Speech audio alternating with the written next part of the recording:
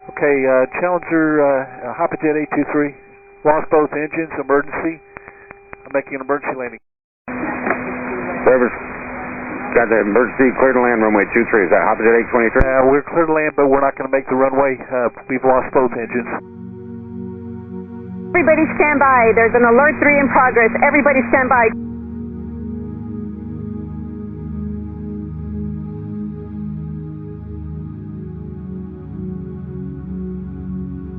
Collier County 911, what is the address of your emergency? I'm on the 75 going north, just witnessed a plane crash right on the freeway. Collier County 911, what is the address of your emergency? Hey, a plane just crashed on the interstate southbound, just south of Pine Ridge Road. Collier County 911, what is the address of your emergency? I'm on the side of I-75. I have the plane crash victims in my car. They're conscious and breathing. We had multiple people, up to about, I think, 39 people calling in about that plane crash to let us know what was going on. But as soon as we got that first indication that there was a plane crash, we went ahead and sent the call out to fire, EMS, and the sheriff's office. From there, we were able to update the comments to let responding units know what was going on, you know, how much information we had, and anything about road blockage, the actual fire, and anything about the victims. We were doing a live hoist scenario with our NCART partners, which is the North Collier Air Rescue Team. It's 2 firefighter paramedics because we work in a crew of 5, 2 pilots, a crew chief, and the NCART members. We were sitting on the dolly, spooled up, ready to launch when we heard the pilot make his announcement that he had an engine failure and he wasn't going to make the runway. And that's at the point we determined that we have the equipment and the ability to respond immediately, so we took off and headed that direction.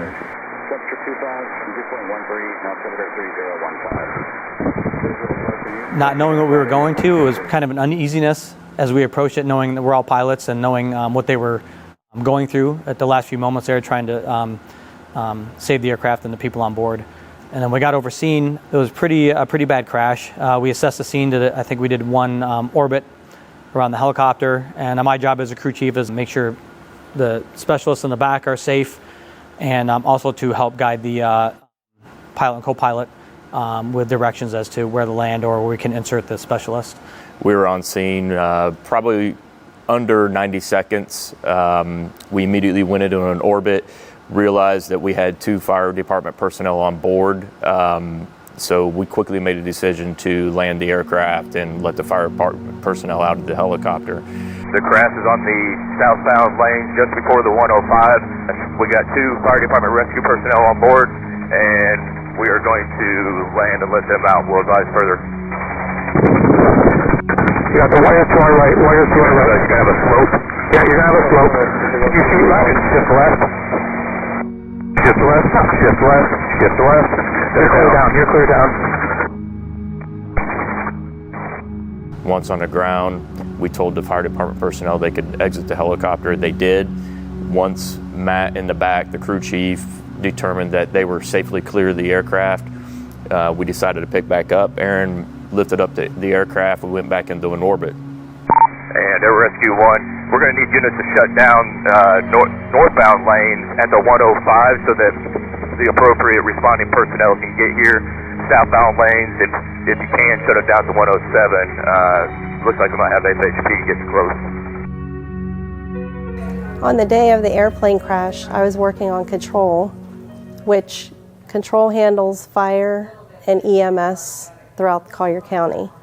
So I dispatched the plane crash first because we thought they were going to be landing at the Naples airport. About a minute or so later, we started receiving calls from citizens that were on I-75. So I dispatched additional units to I-75 where the plane crash actually was, and then all of the other units who were heading to Naples airport, they responded as well to I-75 for the plane crash. As we were pulling up, there was a secondary explosion. Looked to my engineer, told him we were going right to foam right away. He said, gotcha. Asked the firefighter to get off, pull the fog nozzle, because we were going to be going right to foam right away. She did an amazing job. Very proud of her for that. We started applying water to the fire, and it was not far after that Greater Naples, I seen them pulling up and stretching a line and we just did what we do. At some point, the airport's crash rescue truck showed up. This is a specialized apparatus that holds 1,500 gallons of water, a lot of foam, produces a lot of foam. This was able to do a lot of work really fast and putting the fire out.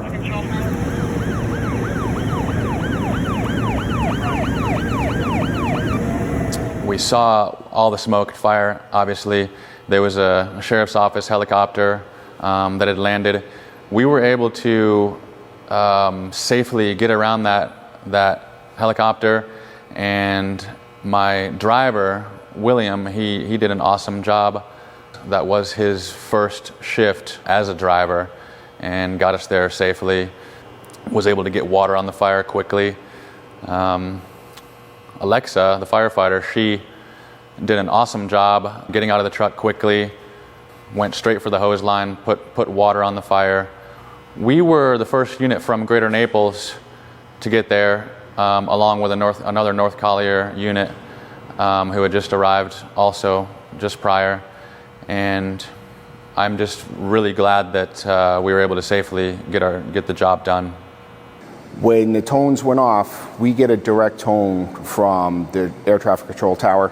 So the direct tone opens up to us, PD, and also the airport, which in turn after that goes dispatching countywide. So we had a few seconds heads up that the plane was going down. So myself and Crash Fire 3 responded off property to I-75.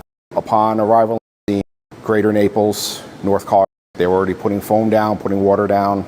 Not too far after that is when Crash Fire 3 showed up, Battalion 1 showed up. This truck right here, its capability is for aircraft fire rescue. It's got 200 gallons of foam on it, along with 1,500 gallons of water. So it immediately started putting foam and water down, along with the hand lines from the apparatus that were already there. It repositioned when needed to the front of the airplane to put more foam down, put the fire out, and assist wherever it could. When we arrived, North Collier had already gotten there about a minute or two before us, so they were pulling their line. I hopped out, I went straight to the front bumper, pulled our line, and set it up and called for water. So at that point, my driver sent water. I was putting water on the back end of the airplane, on the tail end. North Collier had already got the front end, so I just went straight to the back where no one was. Started putting out the fire there, and then we started with water and then switched to foam. When the flames went out, we kind of rotated with 2 people at a time going and smothering the plane. So just kind of making sure that it stayed cool, stayed no flames, no smoke or anything like that, just making sure that it wouldn't reignite. You're getting the text page of it happening. You're seeing, obviously, the remnants of the indication of how large the fire was. I immediately picked up my phone and started coordinating as the incident management captain for the sheriff's office.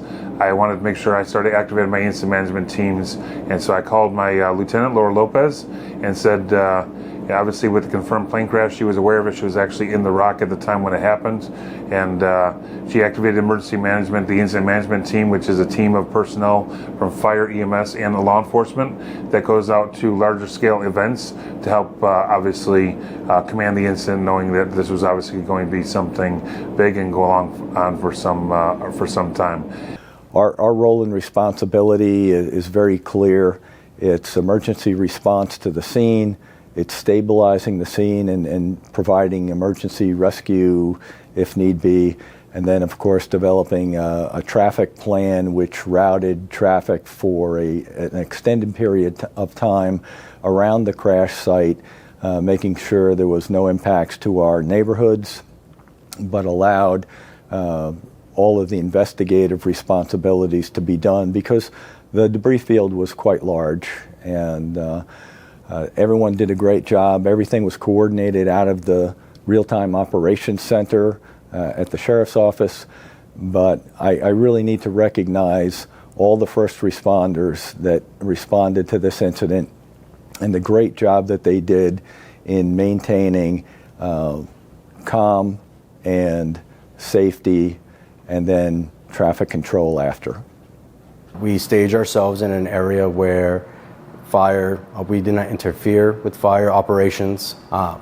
Once we established the scene, we went ahead and started assessing for patients and assessing injuries. We came across one patient at the first initial contact that was with one of our BCs at the time. Following that, we did a quick triage that we're trained to do, an MCI situation as this, and we were able to locate all the victims of the plane crash and assess them properly. The day of the incident, I was right down the road, approximately 15 miles from the plane crash when the call came out. So I was on scene relatively quickly. Once I arrived on scene, of course, I'm looking for any hazards. There was an ambulance on scene already. Several Collier County deputies were on scene. There was a lot of stopped traffic right in the middle of the interstate. We were trying to determine how big the debris field was with the crash so we could start to set up a perimeter and get the traffic outside of the crash scene. I worked closely with the Sheriff's Office to set up an incident command post. We knew it was going to be a long-term event. We were notifying the National Transportation Safety Board as well as the FAA to come in to investigate, and we knew it was going to be a multi-day event. We later determined that the scene was mostly on the southbound side, and we were able to open up the northbound traffic, which we try and do as quickly as possible to alleviate any of the local roads being overburdened with the incident. So that's our main focus at the time. We were there to assist NTSB with the removal and dismantling of the aircraft, primarily the two engines off of the fuselage. There was some concerns for the residual fuel that was still in the lines and possibly still in the fuselage. So with the cutting, there obviously generates some sparks in that, so there was some safety concerns. It was agreed upon in the safer bet to have the firefighters that were protected in their proper clothing, and we have the fire suppression engine apparatus there on scene to mitigate any safety concerns that might have arose. Along with NTSB, working with us and guiding us throughout the whole process on strategically cutting that aircraft in pieces. Once we were complete, we loaded the three parts, the two engines and the fuselage, up onto some trailers so they could be taken to an undisclosed location. I still look back on this call and just really proud of our department, all the guys that were there, how we came together and just did our jobs. CCSO, FHP, Greater Naples, City, everybody was there, and we all did a really, really good job and worked together very well. I'm very proud of that. Something that has stayed with me after the incident was, both as a professional pilot and a recreational pilot on the side, we know we always train and train and train for some type of event in this, and then to see something like this for real, sitting right in front of you, it hits close to home. But that's what we're supposed to be doing professionally, and hopefully we're training to those degrees to have outcomes that are good for everybody. At the end of the day, it was really refreshing to see all the different agencies come together collectively on such a tragic incident.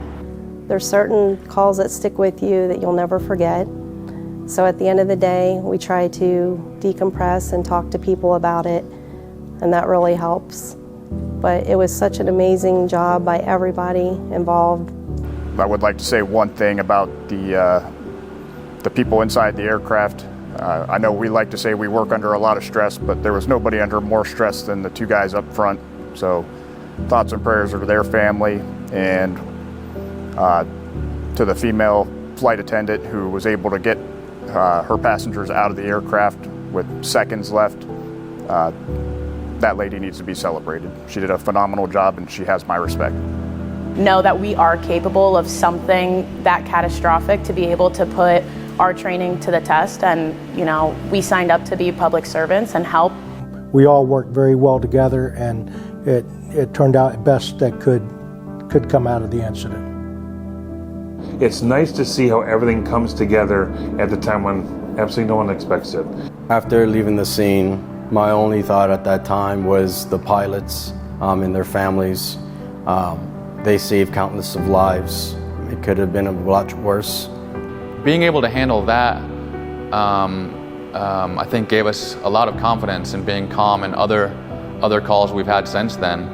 I think one of the most important things to recognize during this tragic event is our condolences to the families of the pilots. From everything we understand, they did everything they could do to safeguard not only their passengers, but those on the ground.